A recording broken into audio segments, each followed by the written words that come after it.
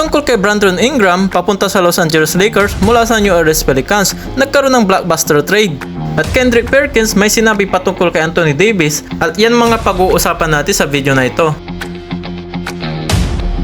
Bagaman wala pang mga bagong players na nakuha ng Los Angeles Lakers dito, ay malabo pa rin daw ito makakuha ng championship sa susunod ng mga taon. Yan ang komento ng dating former NBA championship Boston Celtics at ngayon ay NBA analyst na si Kendrick Perkins. Sa katunayan, kahit na inalis na si Darvin Ham bilang coach sa Los Angeles Lakers at ang pinalit na si JJ Redick na bilang bagong coach sa kupunan, ay hindi pa rin ito kumbinsido si Kendrick Perkins. Hindi na rin siya magugulat kay Anthony Davis kung sa kalagitnaan ng mid-season ng NBA ay wala na siya sa high level niya sa laro. Ay patunayan na hindi na siya masaya para sa coaching staff para dito kay JJ Redick. Alam naman natin kung paano maglaro itong si Anthony Davis, mapa-offensive man or sa defensive play. Isa rin sa mga balita ng magiging candidate na coaching staff na si Rajon Rondo para dito sa paparating na NBA season. Kung matatandaan nyo, si Rajon Rondo ay nakasama ni Anthony Davis at LeBron James sa Los Angeles Lakers na nagkampyonato kalaban ng Miami Heat na nauwi sa 4-2 noong 2020 sa bubble.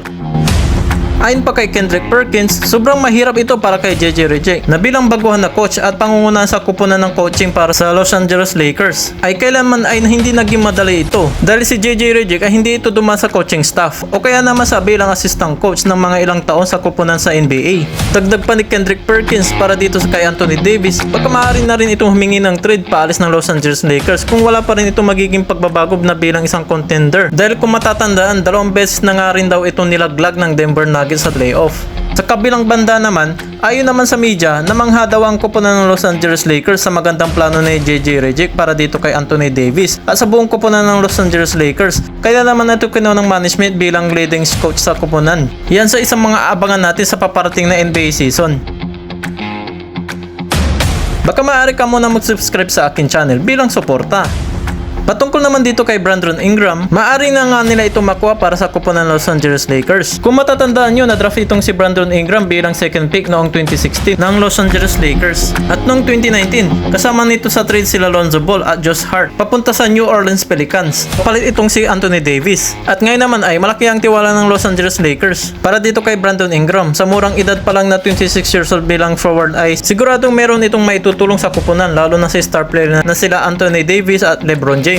Nakapaglaro ito ng 64 games sa New Orleans Pelicans noong nakaraang season. Meron na itong 31.5% career sa 3-point shooting na nag-average pa ito last season ng 20.8 points per game na mas mataas pa ito sa average points Austin Reeves na merong 15.9 points per game o kaya naman si D'Angelo Russell na merong 18 points per game na nakaraang season. At isa din ito may tuturing na great offensive player na bilang inside or outside player para sa kupunan ng Los Angeles Lakers at may magandang defensive plays sa kanyang 7 foot 3 inches wingspan. May ituturing nga itong si Brandon Ingram kay Kevin Durant sa kanyang slim frame. Ayon na nga sa balita ng insider, ang management ng New Orleans Pelicans wala namang problema sa kanila kung may ibibigay ang kagustuhan ni Brandon Ingram sa kanyang offer plus makakuha ng mga ilang players nila. At mula naman sa Los Angeles Lakers, may inilabas na blockbuster proposal para dito sa New Orleans Pelicans na 3-team trade na kinabibilangan ng Atlanta Hawks, New Orleans Pelicans at Los Angeles Lakers. Pwede nga daw makuha si Brandon Ingram ng Los Angeles Lakers sa pamamagitan ng 3-team trade. Dito nga ay makukuha ng Atlanta Hawks sila Gabe Vincent at Jarred Vanderbilt, habang makukuha naman ng Pelicans sila Clint Capela at Rui Hachimura. At Lakers naman ay makukuha si Brandon Ingram. Kung magkakasundo ang mga kupunan sa agreement na ito, yan pa sa isang mga abangan natin sa mga susunod dahil hindi nga rin madali makuha ang kagustuhan ng mga ilang magkabilang panig. Pero normal lang yun, di ba? Kung matuloy naman ito goods naman sa tatlong itim, lalo na siguro sa mga Los Angeles Lakers fans.